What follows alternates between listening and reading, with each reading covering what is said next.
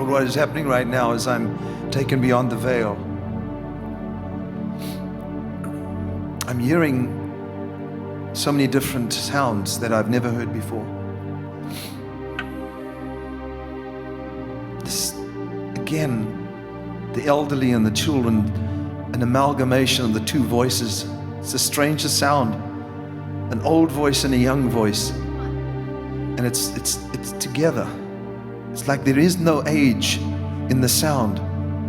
I'm in the spirit, and very seldom this happens to me, but at least I have my composure, and this is important. For that few seconds or whatever it was, I don't even know how long it was, I sensed, I heard, I couldn't see, sounds that I've never heard before. It was not wicked, it was beautiful.